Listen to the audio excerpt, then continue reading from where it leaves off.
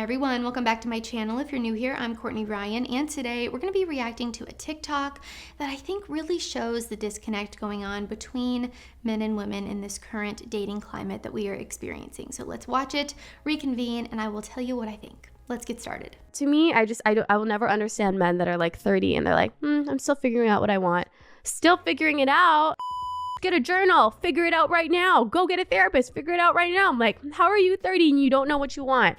All right, short, sweet, and straight to the point with this one. She said, get a journal. If only life was that easy, we could solve world peace if we all just wrote in our little journals, I guess. The first point that I want to talk about is dating for women versus dating for men. Let me start by saying 30 is not old. It's normal to still be figuring out your life, who you are, and what you're looking for in the person that you will be spending forever with. It's a huge commitment and quite honestly, the biggest and most important decision you will ever make in your life. So I had to start by saying that just to get that out of the way here. Now, dating for men versus dating for women. Women typically date men who are older than them, so it's really not that weird for a man to be single at 30, especially as women have become more successful and in return are seeking more from men. He probably spent his entire 20s building his life, his career, and growing as an individual. This then makes him more attractive to women and a more sought-after guy in the dating market. It's not rocket science. This allows for a better range and freedom of choice, being able to be a bit more selective because you are a more desirable partner.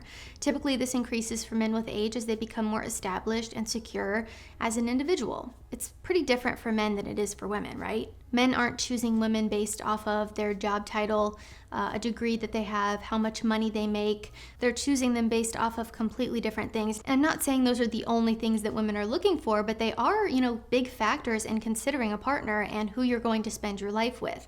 Most women are looking for safety and stability. And when you're talking about those two things, finances, your emotional state, your growth as a human are often included in those 2 points. We also can't ignore the fact that marriage is also becoming more delayed as women are focusing on their careers in their 20s and pushing back settling down. So then what do you expect to be the result? If women settle down with men who are older and women are waiting until they are older, then the men are also going to be older when they get married. Right? It's really a domino effect, and it makes a lot of sense when you think about it. Another incredibly obvious point here is that men don't have to worry about a biological clock the way that women do. It's an unfortunate reality, and as a woman, I can sit here and say that and accept it to be true. If you don't like that fact, I am sorry, but denying it doesn't make it any less true. Life isn't fair, it's just the way that it is.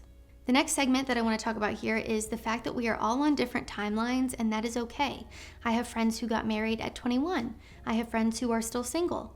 I just got married a few weeks ago at 27. So to sit here and ridicule or look down on someone because they aren't on the same timeline as you is really just silly and unnecessary. The median age for a first marriage is increasing. I'll show you a little graphic here so you guys can see.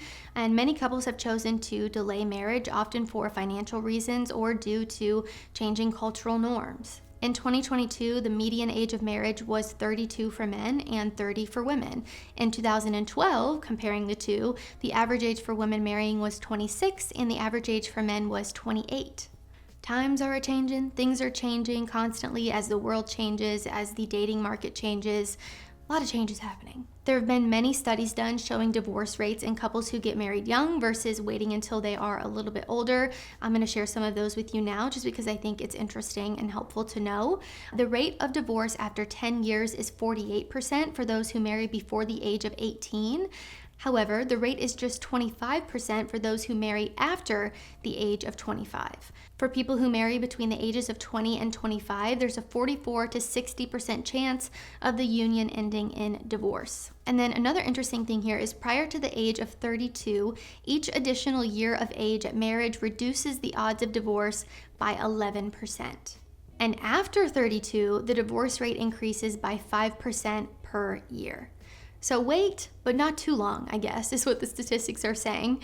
I know statistics don't always paint the full picture and there are always exceptions, but I do still think that it's helpful to know, especially when we're talking about there being something inherently wrong with a person. If they're waiting until they're 30, like they need therapy, they need to write in their little journal, they need to figure it out.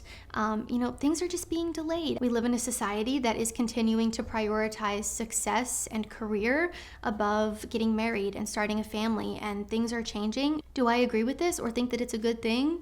Not really, but that's for another video. I think there are positives and negatives to everything, but that's just the facts, right? And I also want to come back down to earth and reality for a second here and just mention that I would rather a guy be honest about the fact that he's not ready for a relationship or isn't exactly sure what he's looking for, rather than pretend to be and then string you along for the ride. Like, do you want him to lie? Do you want him to pretend? Then there would be an issue with that, right? So I think it's better that people are being honest with themselves if they aren't sure what they're looking for. I think there are a lot of reasons now why people are hesitant to commit, why they are a little bit fearful. I wish this wasn't the case, but I think social media has really changed the way that people are viewing commitment. The fact that, hookup culture, situationships are constantly being glamorized and something that are practiced a lot more commonly now. People are scared of commitment. People are hesitant to commit. They have major problems with being decisive because it always seems like the grass is greener or there's a better option out there, and it makes people less confident in their decision of what they're choosing. There was actually a study done with honey in a grocery store, and people who had more types of honey to choose from were less confident and satisfied with the choice that they made than the people who had less choices in honey to choose from. And I think that's kind of similar to what's happening with dating right now. With social media and these apps, again, it always seems like there's something better. There's always the next thing. People are constantly looking towards the next best thing instead of being satisfied and content with what they have. This obviously carries into far more than just dating. But I guess my advice here would be, instead of being mad about the fact that a guy isn't ready to date you, or instead of trying to change him, to make him whatever, date someone else who is on the same page as you are, who has values and morals that align with you. Because the truth is that if you know what you're looking for and someone else doesn't, are they really what you're looking for anyways? That right there is a neon sign of incompatibility if I have ever seen it, and I would just encourage you to look somewhere else. I think a lot of girls get on these podcasts or make content when they're frustrated about a guy that they were talking to or someone that it didn't work out with, and they, generalize the entire male population because of one bad experience they had with a man, when in reality, they probably just weren't compatible. I'm obviously assuming at this point. I don't have any context of the situation or why she made this video, but I've just found this to be true about a lot of people who make this type of content online. Instead of just seeing it as a sign of incompatibility or understanding, this person can be a good person and maybe just isn't good for me, this is inherently bad, and all men who fall into this category have something wrong with them and they need therapy and they need to write in a journal. And I just don't think that that's helpful or encouraging to people who are in this situation, because the truth is that there are also a lot of women who are 30 and single too. And when I took a look at the comments, I was expecting women to be like, oh, yes, girl, yes, queen, totally agree. But I was kind of shocked and pleasantly surprised to see that there were a lot of women who were saying, there's nothing really wrong with this. So I will say the comment section on this video actually restored my faith in humanity a little bit, which was refreshing and rare to see on TikTok. So that's a positive we can take from this situation. But anyway, all of this advice goes for much more than just this specific topic as well. Instead of being mad about what someone else wants or trying to change things about people, just see it for what it is. You're not compatible, and that's okay. And instead of being hateful and bitter or trying to change their mind or trying to shame an entire group of people, just sit tall, have a little bit of grace, and move on. It's really that simple. But alright guys, that is all I have for this video. If you liked it or found it helpful, be sure to give it a thumbs up and subscribe to my channel to be in the loop for when I release new content. If you haven't already, be sure to follow me over on Instagram at Courtney Christine Ryan. I love connecting with all of you guys over on there as well. If you have any content or videos that you want me to react to, you can tag me over on TikTok, DM them to me on Instagram, shoot me an email, whatever floats your boat, whatever's easiest for you. I just love reacting to the content that you guys send in. You send me a lot of good ones, and it is always a pleasure to do so. As always, thank you all so much for watching, and I will see you all next time.